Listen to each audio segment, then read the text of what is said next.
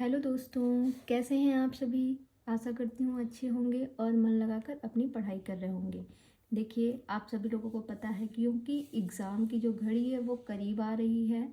समय इतनी जल्दी से बीत रहा है कि ऐसा लग रहा है कि पढ़ाई जो हमारी चल रही है उसके लिए हमें समय कम पड़ जा रहा है। हम सोच रहे हैं कि अभी थोड़ा सा और वक्त मिल जाए, थोड़ा सा और वक्त मिल जाए। देखिए, एग्ज़ाम की डेट चाहे जब भी हो जाए, वो जब तक एग्ज़ाम नहीं हो जाता हमें ऐसा ही अनुभव होता रहता है कि बस करिए, हमारी तैयारी कुछ नहीं हुई है और जो है समय भी कम पड़ जा रहा है। वो सभी के साथ होता है, वो नॉर्मल सी बात है और वो होना भी चाहिए। अगर नहीं होगा तो फिर आप एकदम बेफिक्र हो जाएंगे, फिर आप तैयारी भी अच्छे से नहीं करेंगे और जब टेंशन रहेगी तभी आपकी तैयारी भी अच्छे से होगी। लेकिन इतना भी टेंशन ना ले लीजिए कि आप पढ़ाई कर ही ना पाइए। और हाल ही में आप लोगों को पता भी चला होगा, आर ओ की एग्ज़ाम की डेट भी आ चुकी है, जो कि शायद 27 जनवरी नहीं, सॉरी, 27 जुलाई को जो है आर ओ का एग्ज़ाम होने वाला है। तो बहुत से लोग इसमें होंगे जो आर ओ का भी पेपर देना ही होगा। उसमें पता है 60 नंबर आपका हिंदी से आना है, बाकी जो है पार्ट वो जीएस का रहेगा। तो आप जो लोग मेरे चैनल पे जुड़े हैं उनका हिंदी जो है यहाँ से भी कवर हो जाएगा, क्योंकि रचनाएं वगैरह उसमें भी आती हैं और रचनाओं को याद करने के लिए आपको ट्रिक की ज़रूरत पड़ती है। तो आप हिंदी तो यहाँ से पढ़ ही सकते हैं। बाकी तैयारी अच्छे से करिए, यही कहेंगे। और साथ ही साथ जो है, अगर कोई इस चैनल पे फर्स्ट टाइम जुड़ा है तो वो मेरे चैनल को सब्सक्राइब कर ले। हाँ, लेकिन वीडियो देखिएगा, अगर वीडियो अच्छी लगेगी, आपको चीज़ें समझ में आएंगी तो ही आप मेरे चैनल को सब्सक्राइब करिएगा, नहीं तो फिर जैसी आपकी मर्ज़ी। ठीक है, फिर क्लास की शुरुआत करते हैं। तो इस समय हमारी जो सीरीज चल रही है वो चल रही है यात्रा वृत्तांत पे। इसकी 3 वीडियो आ चुकी है। आज हम बात करेंगे बलराज साहनी की। बलराज साहनी जो लेखक हैं, इनकी एक रचना है रूसी सफ़रनामा। आज हम इस पे बात करेंगे। कल हमने कमलेश्वर की जो यात्रा वृत्तांत थी वहाँ तक हमने पढ़ लिया था। तो आज हम देखेंगे बलराज साहनी। तो बलराज साहनी की जो रचना है वो है रूसी सफ़रनामा। ये रचना जो है ये 1971 ईस्वी में लिखी गई है। कब लिखी गई है? 1971 ईस्वी में। बलराज साहनी की रचना है रूसी सफ़रनामा। इसे हम कैसे याद करेंगे? देखिए, यहाँ पे लिखा है बल। अगर हम बल को बाल बना दे, बल को हम बना दे बाल, तो बाल जो होती है, बालों में हमारे रूसी पड़ती है ना, रूसी बालों में ही तो पड़ती हैं। तो इस तरीके से याद हो जाएगा आपको, कोई दिक्कत नहीं होगी। कि रूसी सफ़रनामा जो है ये यात्रा वृत्तांत है। किसका है? ये बलराज साहनी का है। और ये भी ध्यान रखिएगा, क्योंकि सफ़र की बात हो रही है तो सफ़रनामा, सफ़र यानी कि यात्रा कर रहे हैं। यहाँ से भी आप इनको याद रख सकते हैं कि ये यात्रा वृत्तांत है। तो इस तरीके से आप इनको कनेक्ट कर सकते हैं। आगे हम देखेंगे शंकर दयाल सिंह। शंकर दयाल सिंह की एक रचना है गांधी के देश से लेनिन के देश में। इनकी रचना क्या है? गांधी के देश से लेनिन के देश में। ये 1973 की रचना है। इन्हें हम कैसे कनेक्ट करेंगे? देखिए, गांधी के देश से लेनिन के देश में, अगर हमें जानना है कि गांधी के देश से लेनिन के देश में चल क्या रहा है, तो कहते हैं कि आप शिव जी की पूजा करिए, शंकर जी की पूजा करिए, तब आपको पता चलेगा। क्योंकि शंकर जी जो हैं वही उसके तह तक जा सकते हैं। तह से हो जाएगा 73। गांधी के देश से लेनिन के देश में क्या चल रहा है, अगर हमें इसके बारे में जानना है तो हम शंकर की पूजा करें, क्योंकि शंकर जी जो है, जो शंकर भगवान है, वो उसकी तह तक हमें पहुंचा देंगे। इस तरीके से आप इनको कनेक्ट करके याद रख सकते हैं। आगे जो है वो है शिवानी, लेखिका हैं। इन्होंने एक यात्रा वृत्तांत लिखा है यात्रिक, जो कि 1980 ईस्वी की रचना है यात्रिक। तो इनको सीधा सा याद रख लीजिए कि शिवानी क्या है? शिवानी एक यात्रिक है। शिवानी एक यात्रिक है। अब हम बात करेंगे कन्हैयालाल नंदन। कन्हैयालाल नंदन की एक रचना है धरती लाल गुलाबी चेहरे। 1982 ईस्वी की रचना है। तो इन्हें हम याद रख सकते हैं। जो कन्हैया के लाल हैं, कन्हैया लाल यानी कि श्री कृष्ण जी, इन्हें कन्हैया भी कहते हैं, लाल भी कहते हैं, नंदन भी कहते हैं। कन्हैया लाल बोला जाता है। तो कन्हैया लाल नंदन, हाँ, इनकी जो इनको हम याद रख सकते हैं कि जो कन्हैया के नंदन हैं, हाँ, ये इनके धरती के लाल, ये क्या है, ये धरती के लाल हैं। लाल प्यार से बुलाते हैं ना, अरे मेरे लाल, अरे मेरे छोटे बच्चों को लाल बुलाया जाता है। तो आप इस तरीके से इनको कनेक्ट कर सकती हैं कि जो कन्हैया नंदन हैं, कन्हैया नंदन जो कि धरती के लाल हैं, उनके चेहरे कैसे हैं, गुलाबी चेहरे हैं। जब बच्चे छोटे रहते हैं ना, उनके गाल देखिए तो गुलाबी गुलाबी रहते हैं। तो इस तरीके से आप इनको कनेक्ट कर सकते हैं कि जो कन्हैया के नंदन हैं, कन्हैया के नंदन जो कि धरती के लाल हैं, उनके चेहरे कैसे हैं, उनके गुलाबी चेहरे हैं। और ये 1982 ईस्वी की रचना है। आगे हम देखेंगे अगले जो लेखक हैं वो हैं कृष्णनाथ। कृष्णनाथ की रचना है स्फितियों में बारिश, 1982 ईस्वी में लिखी गई है। किन्नर धर्मलोक 1983 ईस्वी की रचना है। और अगली रचना है लद्दाख में राग विराग, ये भी 1983 ईस्वी की रचना है। तो इन्हें हम कैसे याद रखेंगे? देखिए, यहाँ कृष्णनाथ से आप कृष्ण जी को ले लीजिए कि जब भगवान कृष्ण की कृपा होगी, कहते हैं ना कि भगवान कृष्ण की कृपा से बारिश में भी, अगर भगवान कृष्ण की कृपा है हम पर, तो बारिश में भी जो किन्नर लोग होती हैं, किन्नर लोग धर्म लोक के लिए लद्दाख में राग विराग करती हैं। क्या करती हैं? राग विराग करती हैं। इसे कैसे कनेक्ट करेंगे? एक बार फिर से देखिए, कृष्णनाथ कहते हैं अगर कृष्णनाथ की कृपा है, किस पर कृपा है? किन्नरों पर। तो इस तरीके से इनको जोड़िएगा कि कृष्णनाथ की कृपा से बारिश में भी किन्नर धर्म लोक के लिए लद्दाख में राग विराग करती हैं, क्योंकि उन पर जो है भगवान कृष्ण की कृपा है और वो बारिश में भी जो है अपने धर्म लोक के लिए लद्दाख में क्या करती हैं? राग विराग करती हैं। इस तरीके से इन्हें आप याद रख सकते हैं। अब हम बात करेंगे अजीत कुमार की। अजीत कुमार की रचना है सफरी झोले में, 1985 ईस्वी की है। अगली रचना है यहाँ से कहीं भी, 1997 ईस्वी की रचना है। तो देखिए, इसको हम कनेक्ट करेंगे। अजीत नाम का कोई लड़का है, वो कहते हैं कि अगर यहाँ से कहीं भी जाना है, सफ़र में, कहाँ पे जाना है? सफ़र में जाना है, तो झोले लेके चलिए। आप लोग भी जाते होंगे, अगर मान लिया आप अपनी सिटी से किसी और सिटी में जा रहे हैं, या मामा के घर जा रहे हैं, मौसी के घर जा रहे हैं, तो एक झोला लेके चलते हैं। चाहे झोले में सामान ही रख लीजिए, कपड़े वगैरह ही रख लीजिए, 2-4 सेट तो रख के लेके जाते ही होंगे। अगर जाना होगा तो एक ही सेट लेके जाइए, पर जाते हैं।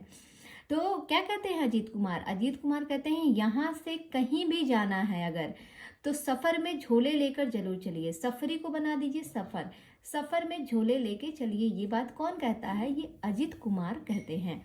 आगे हम देखेंगे इंदु जैन को। इंदु जैन की रचना है पत्रों की तरह चुप, 1987 ईस्वी में लिखी गई रचना है। पत्रों की तरह चुप, 1987 ईस्वी में लिखी गई है। तो कहते हैं इंदु जैन, इनको हम कनेक्ट करते हैं। देखिए, कहती हैं कि पत्रों की तरह चुप रहना इंदु, नहीं तो जेल हो जाएगी। जेल, इनका पूरा नाम है जैन ना, तो इसको आप ऐसे कनेक्ट कीजिए कि कोई व्यक्ति है, वो कहता है, इंदु को डांटता है, कहता है कि ऐसा है पत्रों की तरह चुप रहना। जैसे पत्र भी बोलते नहीं हैं, पत्र यानी कि आप अगर कुछ लिख के, कागज़ में कुछ आप लिख के किसी को मैसेज देना है, लिख के आप उसको लिफाफे में डाल के और आप जो है दे दीजिए, तो पत्र बोलेगा थोड़ी ना। जब आप उसको ओपन करेंगे तभी तो, आप जब पढ़ेंगे तभी तो समझ में आएगा क्या लिखा है। तो वैसे ही इंदु को कहा जाता है कि इंदु, पत्रों की तरह तुम चुप रहना, नहीं तो तुम्हें जेल में डाल दिया जाएगा। जेल से आप जैन को कनेक्ट करिएगा कि इंदु जैन इनका पूरा नाम है। आगे हम बात करेंगे, अगले जो लेखक हैं वो हैं अमृतलाल बेगड़। अमृतलाल बेगड़ की रचना है सौंदर्य नर्मदा की, 1992 ईस्वी की रचना है। और दूसरी रचना है अमृतस्य नर्मदा, ये 2000 ईस्वी में लिखी गई रचना है। तो इन्हें हम कैसे याद रखेंगे? देखिए, अमृत के जो लाल है, जो अमृत लाल है, वो इतने बिगड़ गए हैं। बेगड़ को आप बना लीजिए बिगड़। तो अमृत के लाल जो हैं, या फिर कह सकती हैं अमृत लाल। अमृतलाल जो हैं वो इतने बिगड़ गए हैं कि उन्हें जो है सौंदर्य, उन्हें जो सौंदर्य या फिर कह सकते हैं सुंदरता, उन्हें सौंदर्य नर्मदा की नहीं दिखाई दे रही है। उन्हें सौंदर्य जो है वो नर्मदा की ना दिखती, ना दिखता या ना दिखती, ना से हो जाएगा न और दिखने से हो जाएगा दो। तो समय भी इनसे आप कनेक्ट कर सकते हैं। कहते हैं कि अमृतलाल इतने बिगड़ गए हैं कि उन्हें तो अब नर्मदा का सौंदर्य दिखता ही नहीं है, या फिर कह सकते हैं सीधा सीधा कि सौंदर्य नर्मदा की उन्हें दिखाई ही नहीं देती है। और इसे फिर संस्कृत में आप कर दीजिए अमृतस्य नर्मदा, अमृतस्य नर्मदा याद हो जाएगा। तो ये किसका है? अमृतलाल बेगड़ की है।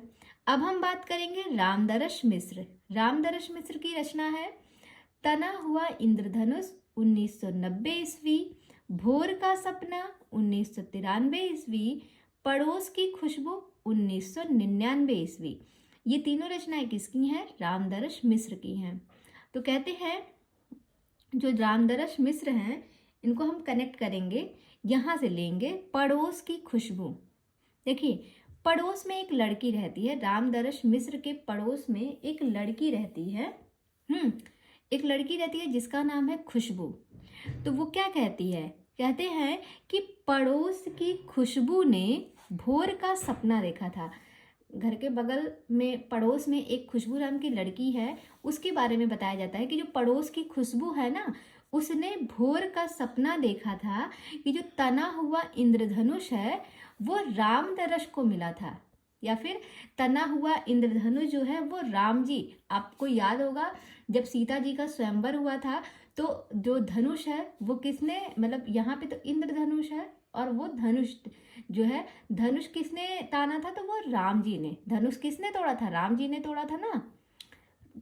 दशरथ जी के पुत्र राम जी ने धनुष तोड़ा था, तभी तो उनके साथ सीता जी का स्वयंवर हुआ था।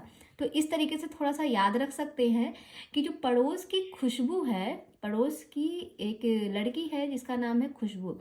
तो कहते हैं पड़ोस की खुशबू नाम की जो लड़की है उसने भोर का सपना देखा था, और उस सपने में उसने देखा था कि जो तना हुआ इंद्रधनुष है वो रामदरस ने ताना था। किसने ताना था? रामदरस ने ताना हुआ था। इस तरीके से याद हो जाएगा। आगे हम देखेंगे शिव प्रसाद सिंह। शिव प्रसाद सिंह की रचना है साबजा पत्र कथा कहे। इनकी रचना क्या है कि साबजा पत्र कथा कहे, ये 1996 ईस्वी की रचना है, शिव प्रसाद सिंह की है। तो इनको सीधा सीधा याद कर लीजिए कि साबजा पत्र कथा कहे शिव जी की। साबजा पत्र कथा कहे किसकी कहे? शिव जी की कथा कहे। साबजा पत्र कथा कहे किसकी? शिव जी की। इसको 2-3 बार आप पढ़िएगा, याद हो जाएगा। आगे जो है वो है कृष्ण सिंह चौहान। कृष्ण सिंह चौहान की रचना है यूरोप में अंतर यात्राएं, 1996 ईस्वी की रचना है। यूरोप में अंतर यात्राएं किसकी है? कर्ण सिंह चौहान की है। तो कहते हैं यूरोप में अंतर यात्राएं कौन करता था? कर्ण करते थे। जो कर्ण थे वो यूरोप में अंतर यात्राएं करते थे। यूरोप में अंतर यात्राएं कौन करता था? तो कर्ण सिंह चौहान जो है यूरोप में अंतर यात्राएं करते थे। आगे है मंगलेश डबराल। मंगलेश डबराल की रचना है एक बार आयोबा। एक बार आयोबा ये 1996 ईस्वी की रचना है, एक बार आयोबा। कहते हैं मंगलेश डबराल कहते कि एक बार आयोबा मंगल पर, एक बार आयो अपनी बा, यहाँ पे आयोबा को आप अलग कर दीजिएगा, आयो और बा अलग हो गया। बा माँ को कई जगहों पे माँ को बा भी बोला जाता है, तो आप यहाँ से इनको जोड़ सकते हैं। कहते हैं एक बार आयो बा, एक बार आयो बा कहाँ पे? मंगल पर, मंगल ग्रह पर एक बार आयो बा। अपनी बा यानी कि अपनी माँ से कहते हैं, क्या कहते हैं कि एक बार आयो बा कहाँ पर बुलाते हैं? मंगल पर बुलाते हैं, मंगल ग्रह पर बुलाते हैं बा को। तो इस तरीके से याद हो जाएगा, एक बार आयो बा कहाँ पर? मंगल पर। मंगल से मंगलेश डबराल। इस तरीके से आप इनको याद रख सकते हैं। तो आज की क्लास जो है यहीं तक रखते हैं, इसके आगे कल हम देखेंगे थोड़ा सा और बचा है, कल ये समाप्त हो जाएगा आपका यात्रा वृत्तांत। इसके बाद एक नई सीरीज स्टार्ट होगी। तो आज की क्लास यहीं तक रखते हैं। आप लोग बताइएगा कमेंट करके कि आपको ये वीडियो कैसी लगी, क्लास आपको पसंद आई या नहीं आई। जैसा भी होगा आप कमेंट करके बताइएगा, तभी हमें जो है आपके जो सुझाव हैं वो हम तक पहुँचेंगे। और प्लीज़ आप कमेंट क्या कीजिए, कमेंट करने से हमारा भी जो है मनोबल वो बढ़ता है और हमें भी अच्छा लगता है, और ये लगता है ना कि हाँ हमारी वीडियोस लोग देख रहे हैं, उन्हें पसंद आ रही है। देखिए 1 2 4 लोग हैं जो कमेंट करते हैं, जैसे एक प्रिया मैम है, प्रिया नाम से एक लड़की है, प्रिया है, और एक अंजलि है, और एक विजय सर करके आते हैं। कई लोगों का कमेंट है जो डेली आता रहता है। तो आप लोग भी कमेंट किया कीजिए, तो उसके ज़रिए मुझे पता चलेगा कि मेरी वीडियो आप लोगों को पसंद आ रही है या नहीं आ रही है। अगर आप लोग को पसंद आएगी तो मैं कोशिश करूँगी इससे भी और भी अच्छी अच्छी वीडियोस लेके आऊँ, और आपको जितना हो सके उतना सरल शब्दों में सारी रचनाओं को याद करा सकूँ। तो एक बार अपने सुझाव ज़रूर पहुँचाया कीजिए। अच्छा लगता है आप लोगों के कमेंट पढ़ के, हमें भी थोड़ी सी खुशी मिलती है कि हाँ मेरे द्वारा जो भी पढ़ाया जा रहा है वो आप लोगों को समझ में आ रहा है।